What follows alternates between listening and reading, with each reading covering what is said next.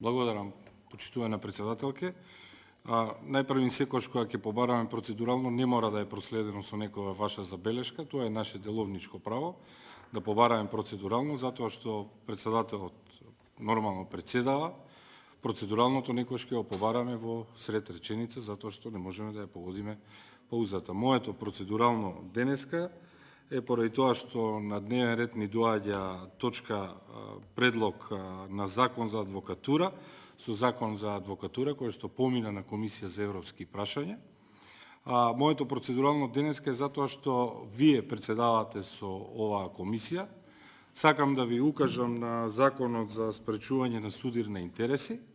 Вие сте адвокат, моментално сте избрани да бидете пратеник и председавате со оваа комисија.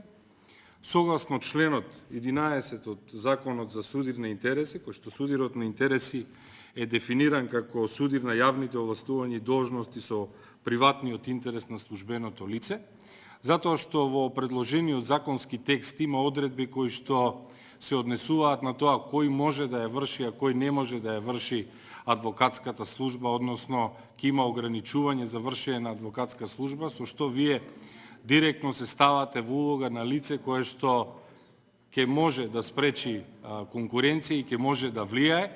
Ве подсетувам дека функцијата пратеник не е професија, туку е функција.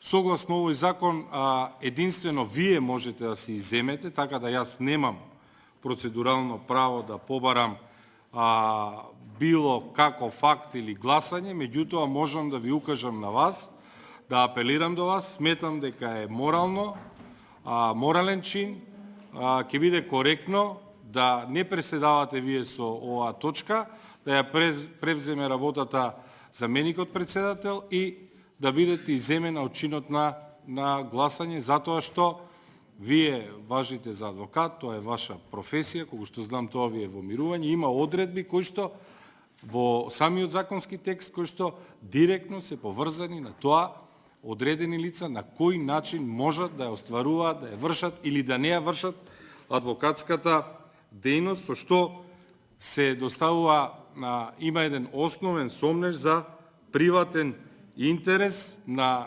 службеното лице, кое што може да влијае врз неговото одлучување и дискутирање.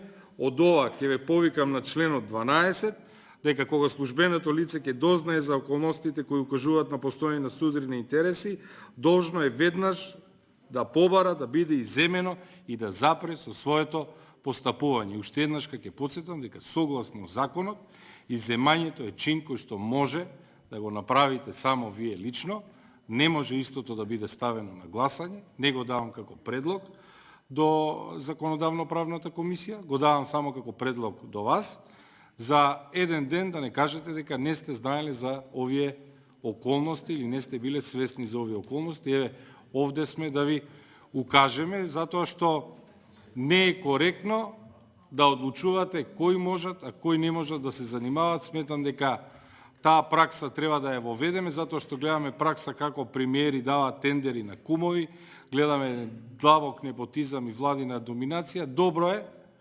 Добро е со личен пример да се изземете, да продолжи со председавањето на оваа комисија со заменик председател. Уште еднаш ќе кажам, ова е само апел до вас, не може истото да биде ставено на гласање, останува на ваша совест како вие ќе постапите. И сами знаете дека законот за адвокатура, иако имаше маргинален број на членови кои што се усогласуваат наместо матично работно тело да биде Комисија за политички систем, стигна во Комисијата за европски прашања, и тоа се чести проблеми кои што ги нотираме и за кои што зборуваме, практично злоупотребата на европско знаменце.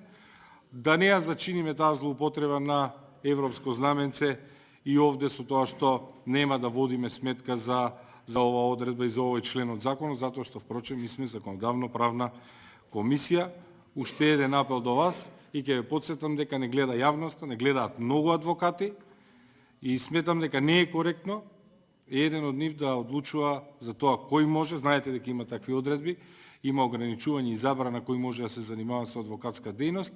Сметам дека не е коректно и треба да биде ваш морален чин да да не продолжите да ја водите седницата за оваа последна точка. Затоа и процедуралното го земаме сега, кога се отвори оваа точка. Немавме забелешки за претходните точки. Сметаме дека токму за предлог на закон за адвокатура треба да се иземете, уште еднаш ќе кажам, ова е апел до вас и ги соопштуваме фактите, доколку вие мислите дека не треба, тоа останува на вашата совест. Ви благодарам.